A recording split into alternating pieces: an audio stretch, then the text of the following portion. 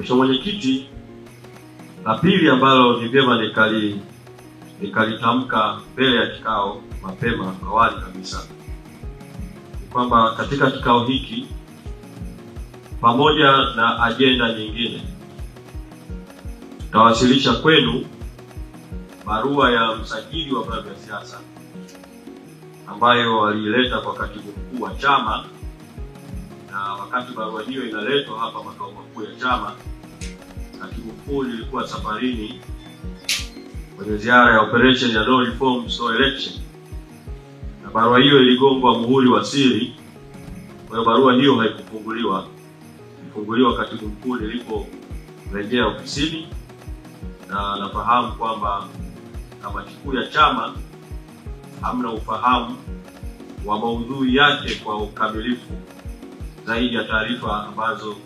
ofisi ya msajili wa vyama vya siasa ilizivujisha kwa uchache kwenye baadhi ya vyombo vya habari. Kwa barua hii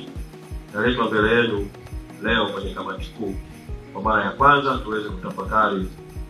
maudhui yake na chama kiweze kufanya maamuzi mbalimbali. Kikao hiki cha leo, Mheshimiwa Mwenyekiti, cha kawaida kwa kina ajenda nyingi kidogo: kufungua kikao, kuthibitisha ajenda, barua ya msajili wa vyama vya siasa, kuthibitisha miktasari ya vikao vilivyopita, yatokanayo na miktasari ya vikao vilivyopita, taarifa hali ya siasa na utendaji kwa kamati kuu kutoka mwezi Machi mpaka mwezi Mei, taarifa na rasimu ya kanuni za bodi ya udhamini, taarifa kuhusu rufaa mbalimbali, tathmini ya no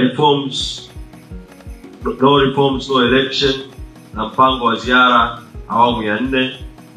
tathmini ya mahitaji ya mafunzo training needs assessment, uteuzi wa makatibu wa kanda kwa kanda za Unguja na Pemba, na ajenda ya mengineyo kwa idhini ya mwenyekiti, na mwisho tutafunga kikao. Kwa jumla kikao hiki kitakuwa na ajenda 12. Mheshimiwa Mwenyekiti, nihitimishe kwa kusema tu kwamba tunakutana wakati huu ukiwa wakati wa pekee kidogo katika historia ya nchi yetu na historia ya chama. Mengi tunatafakari wakati tunatafakari ajenda zilizoko kwenye kikao hiki, lakini tunakutana chama kikiwa katikati ya vita kubwa, vita ya no reforms no election, ambayo watawala wanakwenda kinyume na matakwa ya wananchi, na watawala wakiwa katikati ya kuendesha vita ya uchaguzi mkuu wa urais wa mwaka 2025. Katikati ya vita hiyo, Mheshimiwa Mwenyekiti, watawala wanatupiga mapigo na mapigano kadhaa dhidi ya chama. Mheshimiwa Mwenyekiti, katika hatua hii kwa undani na mengi tutafakari wakati wa kikao, lakini watawala wanaipiga vita Chadema na kupinga maamuzi halali ya Baraza Kuu la chama na tarehe 22 mwezi Januari dhidi ya uteuzi wa katibu mkuu, manaibu wake, wajumbe wa kamati kuu, wakiwa na dhamira ovu ya kubatilisha maamuzi yote ya kamati kuu yaliyofanyika mara baada ya uongozi mpya kuingia madarakani. Hili ni pigano la kwanza ambalo ni veto ambayo watawala wameipiga. Watawala kwa kutumia mifumo yao wamemtumia aliyekuwa makamu mwenyekiti wa chama Zanzibar Said Isa Mohamed na wenzake kufungua kesi ya kutaka kuzuiwa kwa shughuli za chama nchi nzima. Watawala vile vile, hilo ni pigo au pigano la pili. Watawala vile vile wamejaribu pigano la tatu na kumkamata mwenyekiti wa chama na kumpapikizia kesi ya uhaini ili wamweke ndani ili kusimamisha mapambano ya no reform no election. Na watawala vile vile kama pigano la 4 wanajaribu kutengeneza dhana potofu kwamba kuna mpasuko ndani ya chama kubwa sana, kuna usaliti, mgogoro, hujuma, uasi na mambo kama hayo, ikiwa ni mbinu ya kujaribu kuendesha mapambano yao ndani ya chama vile vile kwa lengo la kuhujumu mikakati ya no reform no election. Watawala vile vile wanaendesha dhana ambayo iko kinyume cha katiba kama sehemu ya pigano kwamba Chadema haiwezi kushiriki chaguzi zozote hata kama reform ikipatikana